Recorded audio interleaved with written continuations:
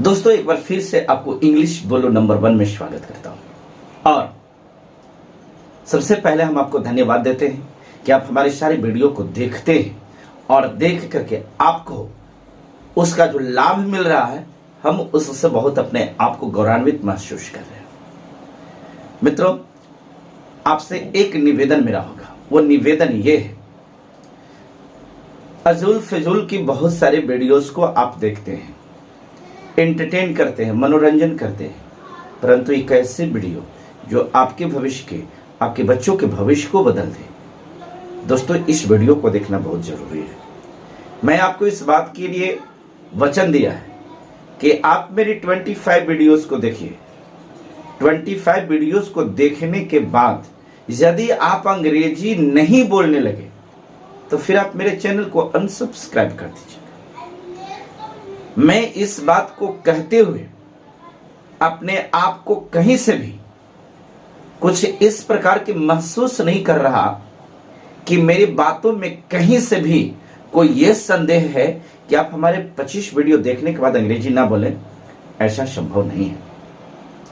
तो दोस्तों, आज के वीडियो में हम आपको जो इंग्लिश स्पोकन का बैकबोन होता है, that is called English words, तो ये जो वर्ड मीनिंग्स होती है, उन वर्ड मीनिंग्स को याद करना, रट्टा मारना, this is very complicated and it is very difficult for everyone. तो हम आज आपके पास में यह एक विचित्र फार्मूला लेकर के आए, by which you can enhance your English words. आप इंग्लिश वर्ड्स को याद करने के लिए आपको कहीं से कोई एक्स्ट्रा नहीं करना पड़ेगा। इजिली आप इंग्लिश वर्ड्स को याद रख पाएंगे, स्टोर कर पाएंगे। दोस्तों, होता है ऐसा कि हम अंग्रेजी के शब्द को याद कर लेते हैं, रट्टा मार लेते हैं। आज अगर 20 इंग्लिश वर्ड्स को आप याद करते हैं तो फिर कल 20 को करने के बाद ये जो 20 आपने याद किया तो पता चलेगा कि इसमें 15 हो गया। दूसरे का दिन इसमें 10 हो जाएगा, तीसरा का दिन 5 पर पहुंच जाएंगे। नए नए वर्ड्स आते जाएंगे, पुराने वर्ड्स आपका डिलीट होते जाएगा। दोस्तों, इसी समस्या का समाधान हम इस वीडियो में आपके लिए लेकर के आएगा। तो आइए, ये वो कौन सा फॉर्मूला है जिसके द्वारा हम किसी भी वर्ड्स को, इंग्लिश के वर्ड्स को स्टोर करने पाएंगे, हम भूलने नहीं पाएंगे। और इंग्लिश स्पोकन का ये प्रैक्टिस करने के लिए कि what is the way by which we can speak fluently English, this is the perfect way which I am going to tell you. यह सही मार्ग जो मैं आपको बताने जा रहा हूं, it is my guarantee, this is my promise for you that after doing this practice, it's sure, it is prominent that you will start to speak fluently English and you will have a store of your big words. आपके पास बहुत विशाल काय जो words होता है उसका store होगा। तो आइए शुरुआत करते हैं। करना क्या है आपको? सो पहले आपको कोई एक कहानी को सेलेक्ट करना है जो कहानी आपको याद है। ठीक है, एक बार फिर से समझिए। आपको कोई एक कहानी को लेना है जो कहानी आपको याद है। अब आपको लग रहा होगा कि मुझे तो कोई कहानी याद नहीं है। कोई बात नहीं, कुछ कहानी को पढ़ करके याद कर सकते हैं, छोटे छोटे कहानी को, जैसे कछुआ खरगोश की कहानी, प्यासा कौवा की कहानी।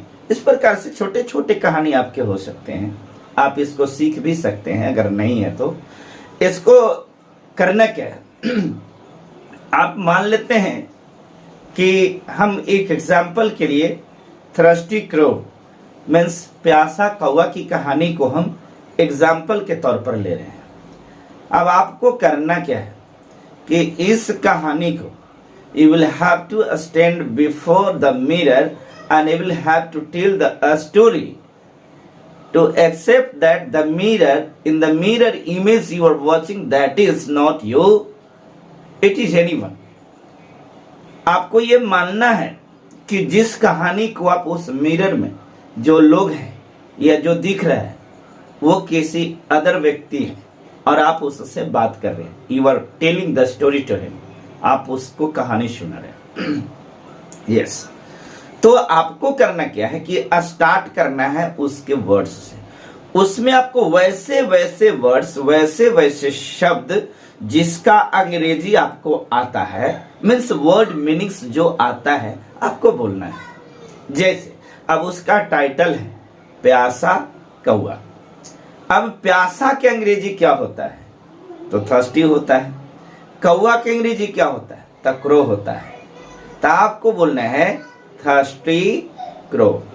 अब आइए, अब आपको कहना है कि एक कौआ था। तो एक कौआ था, तो इस वाक्य में जो एक कौआ था, तो आप ऐसे बोलेंगे कि एक क्रो था। जी हाँ, एक क्रो था। अब यहां पर एक वर्ड, अब कहना है कि वह कौआ बहुत प्यासा था।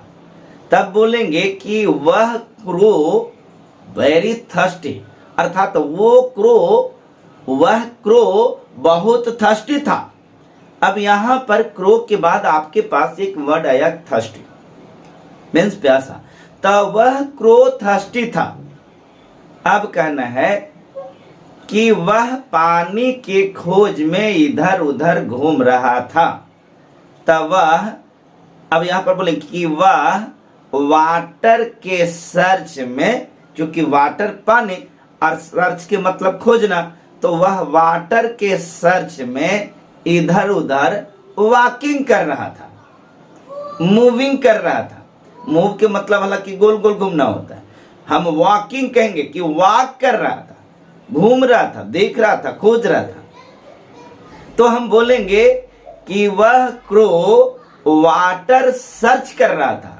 वह क्रो वाटर सर्च कर रहा था, परंतु उसे पानी नहीं मिला। अब परंतु, तो इसमें जो वर्ड आपको आता है, परंतु का बट तो आपको आता है, तो बोलेंगे कि बट उसे कहीं वाटर नहीं मिला। जी हां, बट उसे कहीं वाटर नहीं मिला। लास्ट में एक घर में गया, तो लास्ट में एट लास्ट, यह लास्ट तो वर्ड ही है भाई। अंत में के जगह पर बोलेंगे कि लास्ट में वह एक होम में गया, वह एक हाउस में गया। होम और हाउस का डिफरेंस जो है ग्रामेटिकली डिफरेंस है, सच बात है, परंतु मैं स्पोकन की बात कर रहा हूं। तो यहां पर हम बोल सकते हैं कि लास्ट में वह एक घर में गया जहां पर उसे एक घड़ा दिखाई दिया। तो कहेंगे कि लास्ट में वह एक होम में गया जहां उसने एक पिक्चर को देखा। पिक्चर माने घड़ा होता है, पिक्चर। अब सवाल है कि अच्छा भाई, आपने तो कह दिया कि पिक्चर माने घड़ा होता है, अब हमें तो पिक्चर माने घड़ा होता है पता ही नहीं है, तब हम क्या करेंगे? हाँ, सवाल आपका सही है कि भाई आपको तो पता ही नहीं। अब आपको क्या करना कि इस स्थिति में उस वर्ड्स का मीनिंग्स आपको खोजना है, चाहे तो डिक्शनरी में या तो गूगल बाबा से पूछ लेना है कि गूगल बाबा घड़ा, मिट्टी के घड़ा, घड़ा तो मिट्टी का ही होता है, तो घड़ा का अंग्रेजी क्या होता है? तो आपको पता चलेगा कि पिक्चर होता है, और बस उसे बोलना है ना। अब उसको आप वैसे वर्ड्स को जो नहीं आता उसको कॉपी में नोट कर लेना है, और नोट करके वाक्य में आपका जो वाक्य जो बोल रहे हैं स्टोरी में, उसको इंप्लीमेंट करना है, उस वाक्य, उस शब्द को, उस वर्ड्स को इंप्लीमेंट करना है। तब आपको हो जाएगा कि लास्ट में उसे एक हाउस में पिक्चर दिखाई दिया। तब उसने सोचा, तब आप कहेंगे कि तब के अंग्रेजी देन होता है, तो देन उसने सोचा, चलो सोचा ही कह लेते, ऐसे थॉट होता है, तो देन ही थॉट, तब उसने सोचा, देन ही थॉट। अब तो भाई पूरा सेंटेंस इंग्लिश हो गया, तो हम इतने बोलेंगे कि देन उसने सोचा और पानी को जाकर देखा, तो और गया और जाकर के उसमें वाटर को देखा, है ना, गया और उस पिक्चर में वाटर को देखा, लेकिन पानी बहुत नीचे था, पानी का स्तर बहुत नीचे था। तो बोलेंगे कि बट वाटर का लेवल बहुत डाउन था, वाटर का स्तर अर्थात लेवल बहुत नीचा अर्थात बहुत डाउन था। तो बोलेंगे कि बट वाटर का लेवल जो था बहुत डाउन था। कौवा पानी नहीं, कौवा का चोंच वहां तक नहीं पहुंच पा रहा था। कौवा का, क्रो का बीक, बीक माने चोंच होता है, क्रो का बीक वाटर के लेवल तक नहीं पहुंच रहा था। हम बोलेंगे कि कौवा का चोंच पानी के लेवल तक, पानी के स्तर तक नहीं पहुंच रहा था, तो बोलेंगे कि वाटर, क्रो का बीक वाटर लेवल तक नहीं पहुंच पा रहा था। सो उसे एक उपाय दिखा, तो बोलेंगे कि उसे एक अल्टरनेट उसे दिखाई पड़ा, एक अल्टरनेट मिला और उसने कंकड़ को इकट्ठा किया।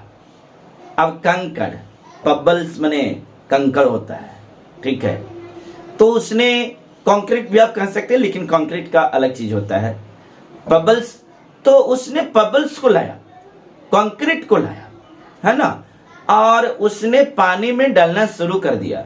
तो अब हम बोलेंगे कि उसने वाटर में डालना स्टार्ट कर दिया, वाटर में डालना स्टार्ट कर दिया और पानी में डालने से पानी का स्तर ऊपर आया, तो वाटर में उस पबल्स को डालने से वाटर का लेवल अप हो गया, अर्थात ऊपर हो गया, या ऐसे भी कह सकते कि वाटर का लेवल ऊपर आ गया और तब कौवा पानी पिया।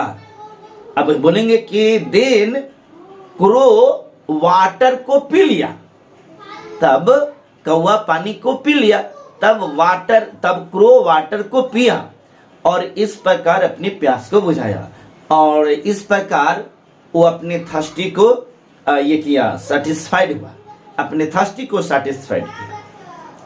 दोस्तों, अब मैं एक बात आपको बताता हूं, मैंने जो बताया है आप इसको करके देखिए। देखिए, इसमें कमी निकालने की जरूरत नहीं है। कमी निकालेंगे ना तो चांद में भी कमी है, कमी निकालेंगे ना तो वो प्रत्येक चीज में कमी मिलेगी। हमें कमी से क्या लेना देना है, हमें अच्छाई से लेना देना है। इसमें अच्छाई क्या है आप उसको पिकअप कीजिए, आप इसको करके देखिए, करके देखिए।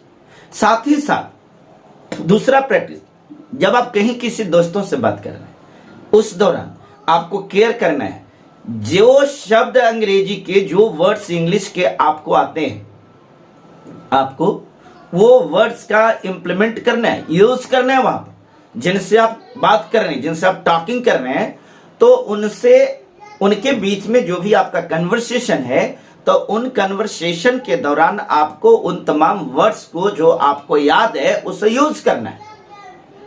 यस, आप ये करके देखिए।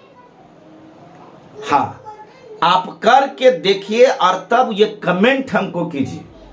और 15 दिन, यस 15 दिन, अगर इसका आपको रेडिकली चेंजिंग नजर नहीं आया, आपको स्ट्रॉन्ग बेनिफिट नजर नहीं आएगा, तब फिर आप हमें कमेंट कीजिएगा। दोस्तों, बहुत रिसर्च के साथ इस प्रकार के वीडियो बनाए जाते हैं। यूं ही वीडियो को देख करके स्किप कर देना या वीडियो को देख करके एग्जिस्ट होकर के चला जाना, ये अच्छा नहीं होता है। मैं आपसे गुजारिश करूंगा, क्योंकि आप हमारे हौसला हैं, आपकी सब्सक्राइब से, आपकी लाइक्स से, आपके व्यूज से और आप जो कमेंट करते हैं वो हमें अंदर से ऊर्जा प्रदान करता है। जब हम आपके कमेंट्स को पढ़ते हैं और आप लिखते हैं कि इस वीडियो के द्वारा हमें बहुत लाभ हुआ, दोस्तों सच कहिए, हमें और सर्च पर आधारित वीडियो बनाने का हिम्मत आता है। जब हम अपने सब्सक्राइबर्स को देखते हैं कि मेरे सब्सक्राइबर्स बहुत बढ़ रहे हैं, बहुत हिम्मत मिलता है। दोस्तों, आपसे गुजारिश है, मेरा निवेदन है, इस वीडियो को आप देख रहे हैं, आप अपने लोगों के पास, रिलेटिव्स के पास, वो पढ़े लिखे लोगों के पास में जिनको इंग्लिश पसंद है, एक बार जरूर भेजिए और उनको रिकमेंड कीजिए कि इस चैनल को सब्सक्राइब करें। हम आपके आभारी होंगे इस बात के लिए। बहुत बहुत शुक्रिया। फिर मिलते हैं अगले वीडियो में, तब तक के लिए धन्यवाद।